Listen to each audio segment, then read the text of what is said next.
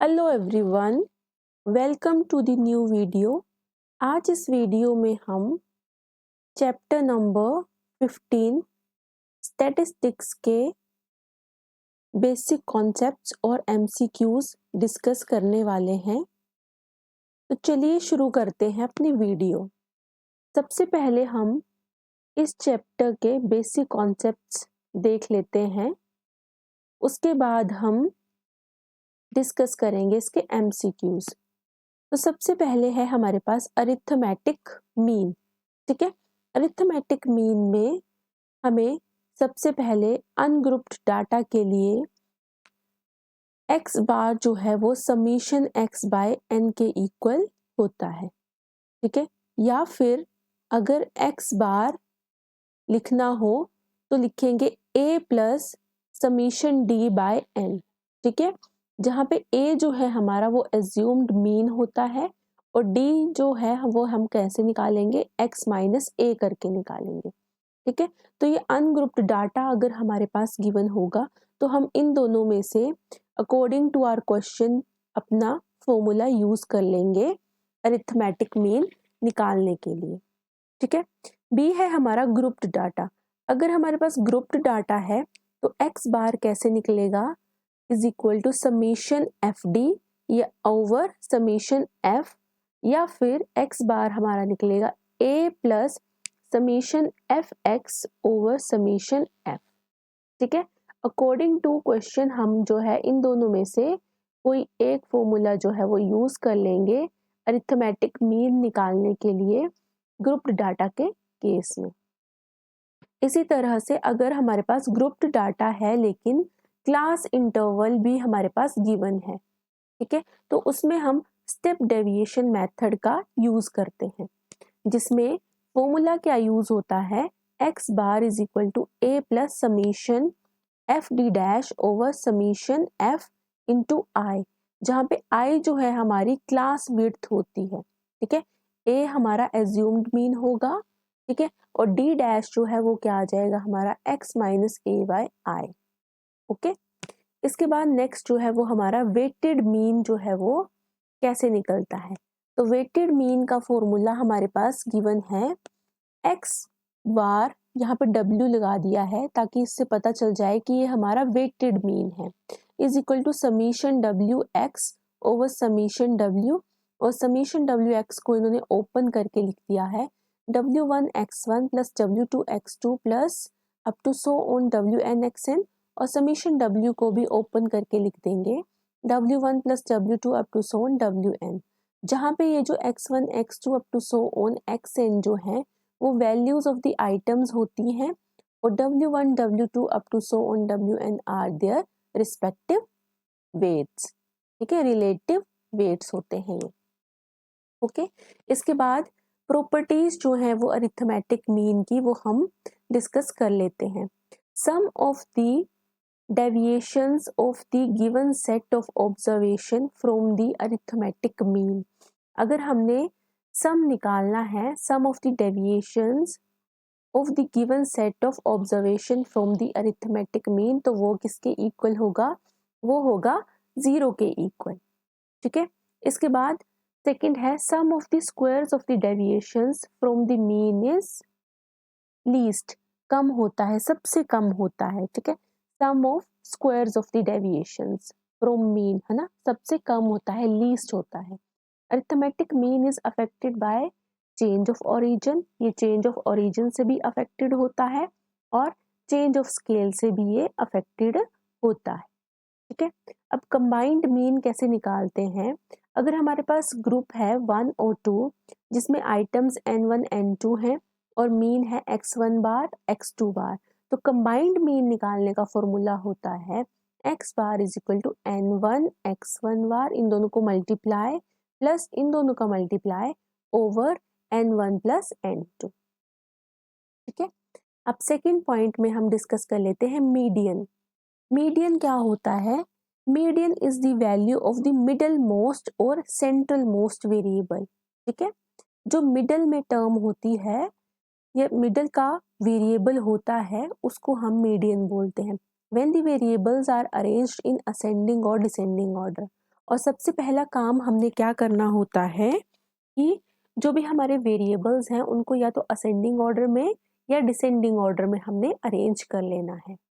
It divides the arranged series in two equal parts. ठीक है, ये दो इक्वल पार्ट्स में जो है वो सीरीज को डिवाइड कर देता है। Median is a position average, और ये क्या कहलाता है, पोजीशन एवरेज भी हम इसको बोलते हैं। ठीक है, अब इसमें भी अनग्रुप्ड डाटा, ग्रुप्ड डाटा, इस तरह से ये बातें की हैं। ठीक है, तो अनग्रुप्ड डाटा में जो n जो होगा वो नंबर ऑफ ऑब्जर्वेशंस होगा। ग्रुप्ड डाटा जब आ जाएगा हमारे पास तो इसमें क्या होगा, follow the following steps to find the median in case of grouped data. तो हमें ये वाले स्टेप्स जो हैं वो फॉलो करने पड़ेंगे। ठीक है, सबसे पहले हमें अरेंज करना पड़ेगा डाटा को असेंडिंग और डिसेंडिंग ऑर्डर में। उसके बाद ऑब्टेन करनी पड़ेगी क्यूमुलेटिव फ्रीक्वेंसी, जिसको CF भी बोलते हैं। ठीक है, इसके बाद थर्ड स्टेप में हमें क्या करना पड़ेगा, फाइंड करना पड़ेगा n/2, और जहाँ पे n क्या होता है, n होता है हमारा समेशन Fi। ठीक है, और यहाँ पे i की वैल्यू 1 to n चलेगी। ठीक है, इसके बाद हमारा क्या होता है next, see the cumulative frequency just greater than n/2।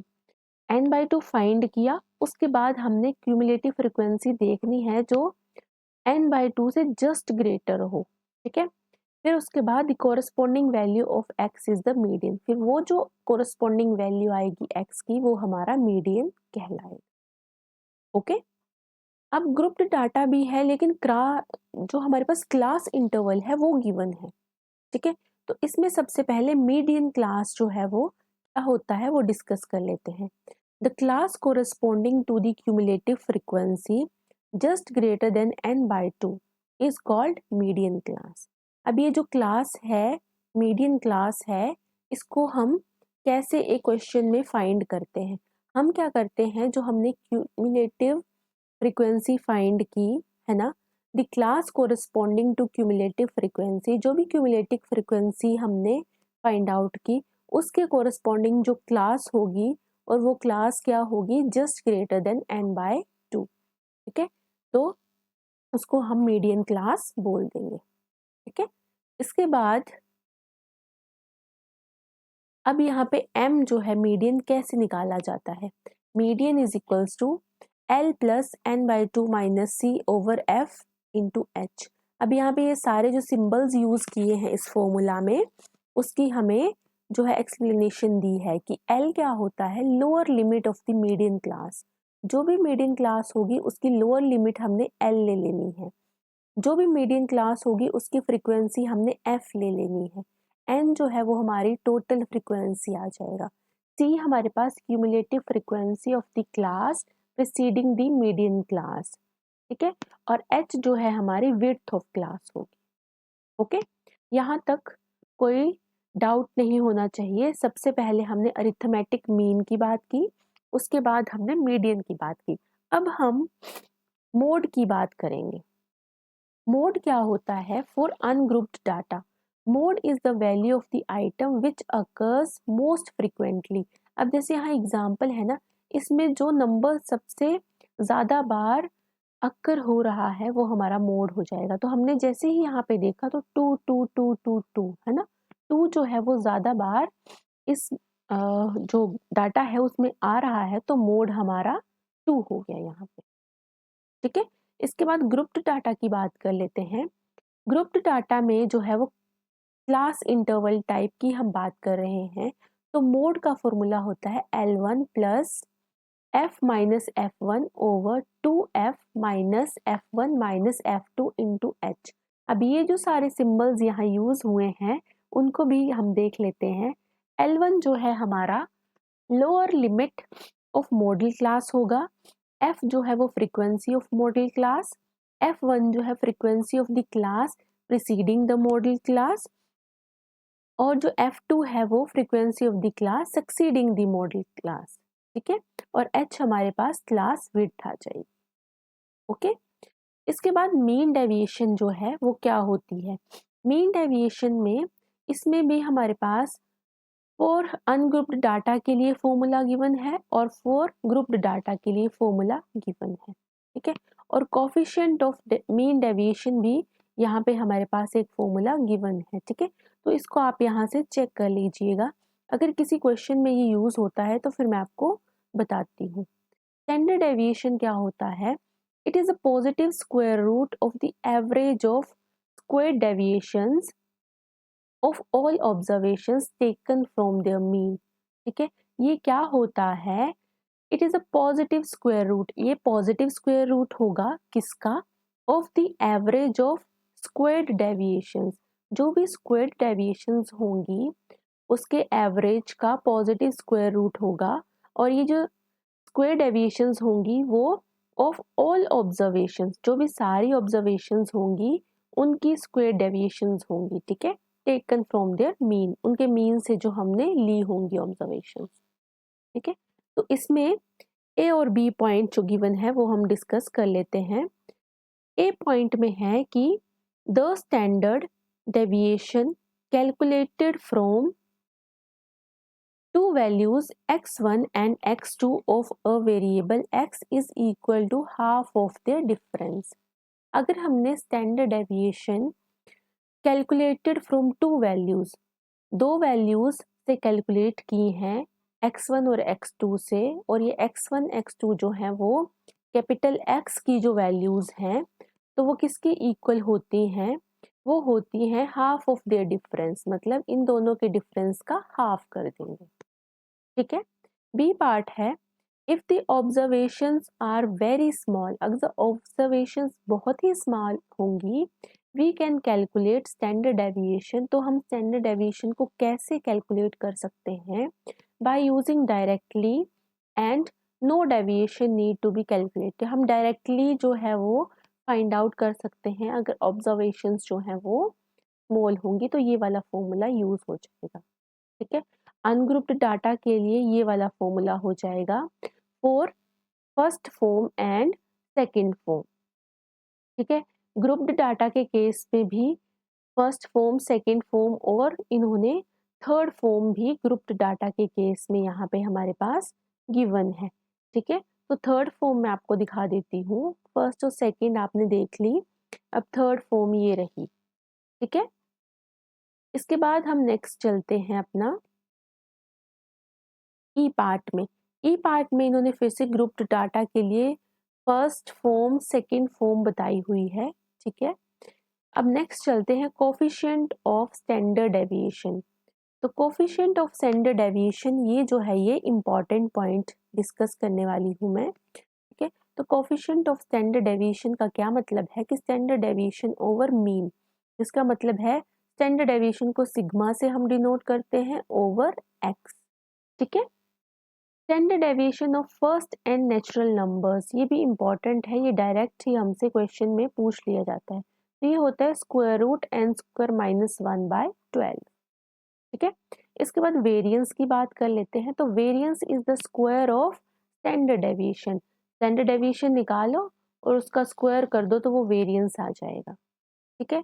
अब coefficient of variation of distribution किसके इक्वल होता है? Coefficient of standard deviation into 100।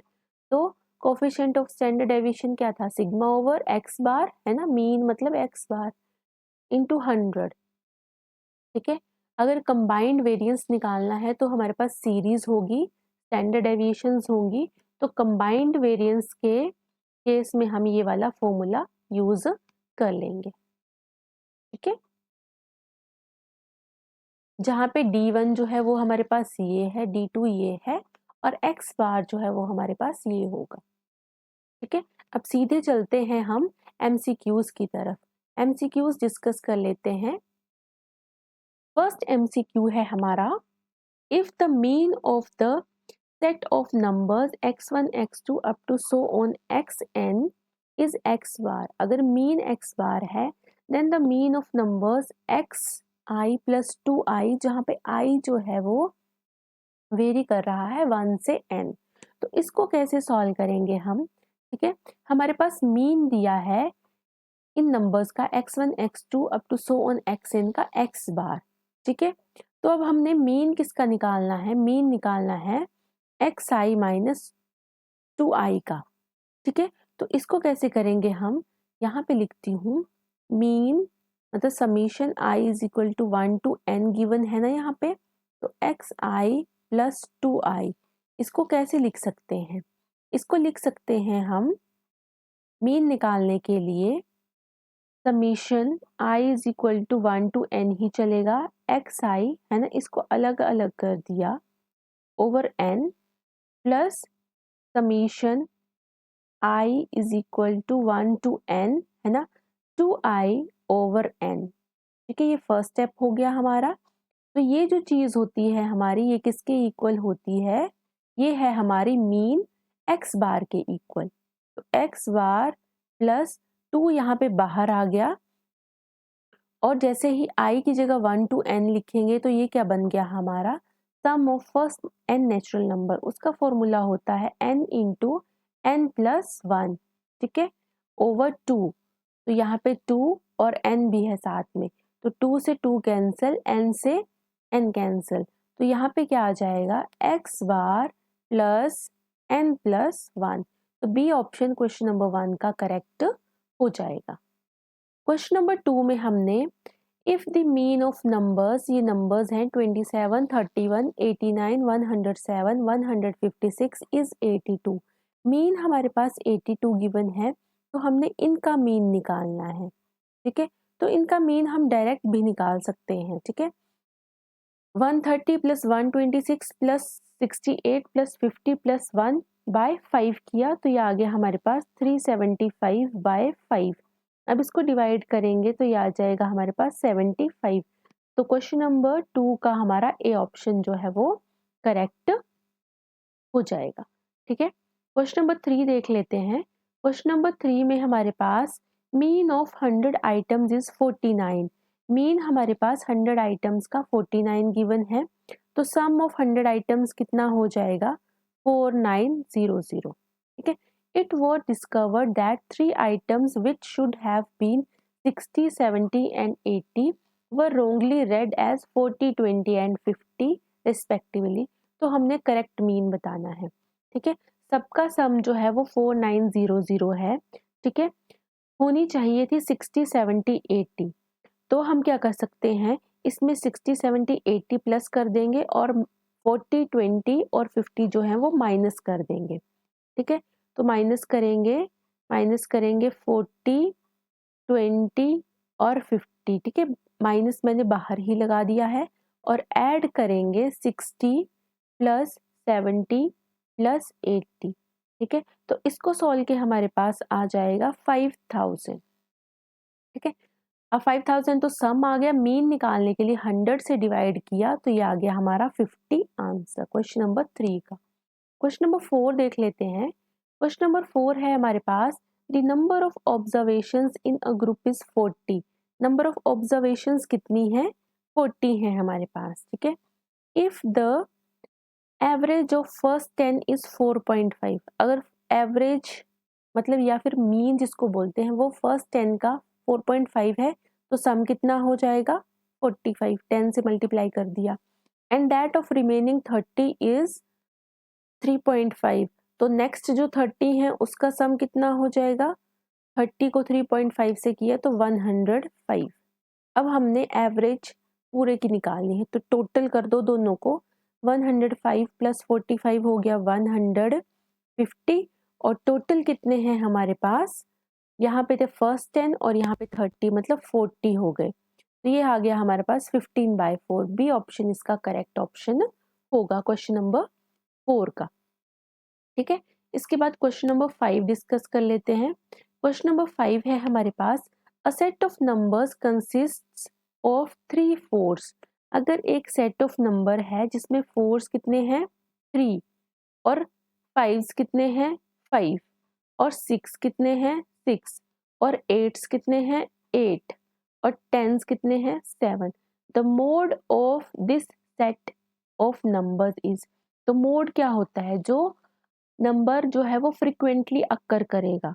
ठीक है, तो यहाँ पे जो है नंबर वो सबसे ज्यादा कौन जो अक्कर कर रहा है वो देखो ये 3 टाइम्स है, ये 5 टाइम्स है, ये 6 और ये 8 और ये 7, तो 8 है ना। तो हमारा आंसर क्या आ जाएगा?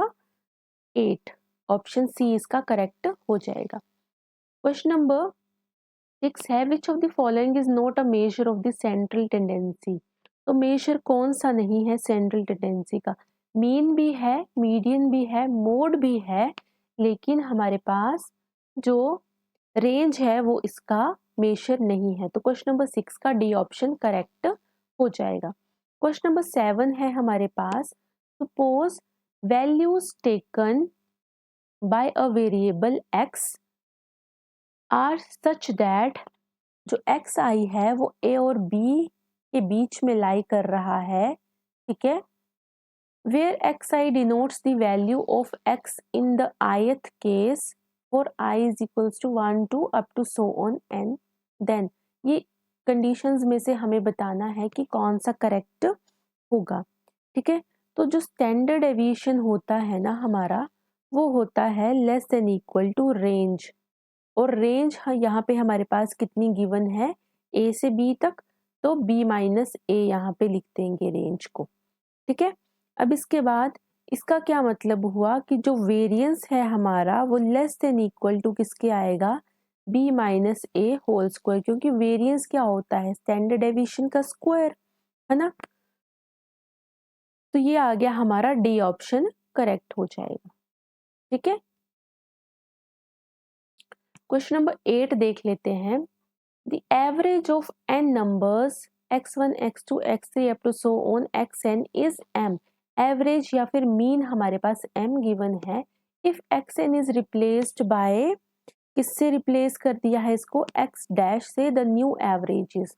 तो हमने न्यू एवरेज बतानी है, ठीक है। तो पहले तो एवरेज मतलब मीन जो है वो अगर x1 plus x2 plus xn, ये मीन है जो हमारे पास ये गिवन है, ठीक है। ये किसके इक्वल है हमारे पास? कैपिटल एम भी इसको लिख सकते हैं हम, ठीक है, क्योंकि कैपिटल एम गिवन है ना यहाँ पे, ठीक है।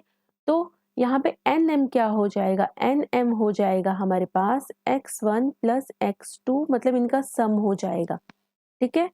अब क्या किया है इन्होंने कि यहाँ से क्या करना है? एक्स एन को रिप्लेस करना है बाय एक्स डैश से। तो एक्स एन जो है वो माइनस करना है और एक्स डैश जो है वो ऐड करना है। तो इसका मतलब यहाँ से भी करना पड़ेगा x1 plus x2 plus up to so on X N minus X N plus x dash. तो एक्स एन से एक्स एन कैंसिल हो जाएगा। तो ये क्या आ गया हमारे पास? N M minus X N minus X, है ना, over N is equal to, मतलब ओवर एन इसलिए किया क्योंकि हमने मीन निकालना है ना, तो एवरेज निकालनी है ना, न्यू एवरेज निकालनी है। एन से डिवाइड कर दो दोनों तरफ, plus x dash over n, तो ये हमारा मीन आ जाएगा। तो ये ऑप्शन हमारे पास कौन से ऑप्शन में गिवन है देखते हैं। एन एम माइनस, ये है हमारे पास बी ऑप्शन में गिवन, ठीक है। तो इसका बी ऑप्शन जो है वो करेक्ट हो जाएगा। क्वेश्चन नंबर 9 देख लेते हैं। क्वेश्चन नंबर 9 है, for a frequency distribution standard deviation is computed by applying the formula. इसमें तो डायरेक्ट हमें फॉर्मूला ही बताना है कि कौन सा फॉर्मूला यूज होगा। तो इसका डी ऑप्शन जो है वो ये वाला फॉर्मूला हम यूज करते हैं, ठीक है, फॉर अ फ्रीक्वेंसी डिस्ट्रीब्यूशन, ठीक है। स्टैंडर्ड डेविएशन हम ऐसे निकालते हैं। क्वेश्चन नंबर 10 देख लेते हैं। क्वेश्चन नंबर 10 है हमारे पास, the variance of the first N natural numbers. ये मैंने आपको बताया था कि ये क्वेश्चन की फॉर्म में भी पूछ लिया जाता है। तो डायरेक्ट हमने याद रखना है कि एन स्क्वायर माइनस 1/12 इसका आंसर हो जाएगा। क्वेश्चन नंबर 11 है हमारे पास, the mean of discrete observations y1 y2 up to so on yn is given by. तो हमने जो हमारे पास 4 ऑप्शंस गिवन हैं उनमें से बताना है कि कौन सा जो है हमारे पास करेक्ट होने वाला है, ठीक है। तो हम इसमें क्वेश्चन नंबर 11 में हमारा ए ऑप्शन ही करेक्ट होने वाला है। तो ए ऑप्शन हम यहाँ से करेक्ट कर देंगे, ठीक है। ए ऑप्शन हमारा करेक्ट हो जाएगा। क्वेश्चन नंबर 11 में। ओके, अब हम क्वेश्चन नंबर 12 देख लेते हैं। क्वेश्चन नंबर 12 है हमारे पास,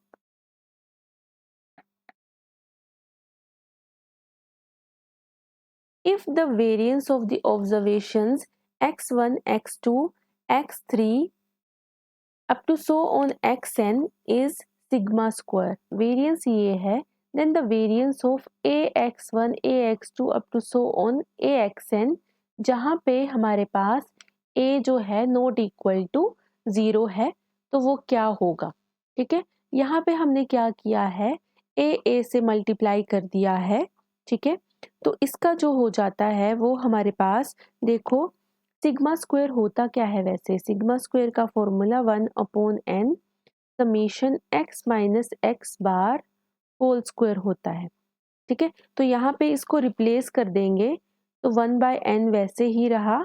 ठीक है, इसको मैं डैश मान लेती हूँ क्योंकि हम इसको रिप्लेस कर रहे हैं ना, तो समीशन क्या हो जाएगा, ax माइनस ए एक्स बार होल स्क्वायर, ऐसे हो जाएगा क्योंकि a से मल्टीप्लाई कर दिया है, तो विच इज इक्वल टू, ये हमारा आ गया a स्क्वायर सिग्मा स्क्वायर। ठीक है, तो हमारा बी ऑप्शन इसका करेक्ट हो जाएगा। ठीक है, ओहो इसमें तो स्क्वायर है ही नहीं, बी ऑप्शन नहीं, इसका सी ऑप्शन करेक्ट होगा। ओके, क्वेश्चन नंबर 13 देख लेते हैं। If in a moderately asymmetrical distribution, mode and mean of data are 6 lambda and 9 lambda, mode और मीन गिवन है, तो हमें मीडियन बताना है। ठीक है, तो हमें पता होना चाहिए कि mode is equal to 3 median -2 mean होता है। ये भी बहुत ही इंपॉर्टेंट रिजल्ट है, ये हमने याद रखना है। ठीक है, तो मोड कितना है हमारे पास, 6 lambda minus is equal to 3, और मीडियन तो हमने निकालना है, उसको कैपिटल M ले लेते हैं, -2 मीन है हमारे पास 9 लैम्डा, तो ये 18 हो गया, इस साइड जाएगा तो 18 और 6 हो जाएगा हमारा 24 lambda is equal to 3m। ठीक है, ये मल्टीप्लाई है बीच में। ओके, 3 यहाँ नीचे जाएगा तो ये इसको डिवाइड करेंगे तो 8 lambda is equal to capital M मतलब मीडियन, तो ए ऑप्शन इसका करेक्ट ऑप्शन हो जाएगा। ठीक है, क्वेश्चन नंबर 14 देख लेते हैं। क्वेश्चन नंबर 14 है हमारे पास, the variance of the data. अब हमारे पास डाटा है 2 4 6 8 10। ठीक है, ये कुछ भी नहीं है, तो इसका वेरिएंस हमने फाइंड आउट करना है। वेरिएंस फाइंड आउट करने के लिए हमने फॉर्मूला यूज करना है, sigma square is equal to summation x square by n minus summation x i by n whole square. ठीक है, तो इसको जब हमने सॉल्व किया तो हमारा आंसर इसका 8 आना चाहिए। आप इस फॉर्मूले में जो है वो वैल्यूज पुट करना और देखना वेरिएंस का फॉर्मूला लगा के 8 आंसर आता है या नहीं। ठीक है, क्वेश्चन नंबर 15 देख लेते हैं। क्वेश्चन नंबर 15 है, the coefficient of the mean deviation is. Coefficient of mean deviation किसके इक्वल होता है, ये हमने फॉर्मूला पढ़ा है, स्टैंडर्ड डेविएशन बाय मीन, तो सी ऑप्शन इसका करेक्ट ऑप्शन हो जाएगा। ठीक है, तो इस वीडियो में हमने अपने चैप्टर स्टैटिस्टिक्स के जो हैं वो MCQs डिस्कस कर लिए। अब हम नेक्स्ट वीडियो में जो चैप्टर करने वाले हैं वो करने वाले हैं प्रोबेबिलिटी। ठीक है, नेक्स्ट वीडियो में प्रोबेबिलिटी करेंगे और बेसिक कॉन्सेप्ट्स के साथ MCQs भी डिस्कस करने वाले हैं। Thanks for watching, bye everyone.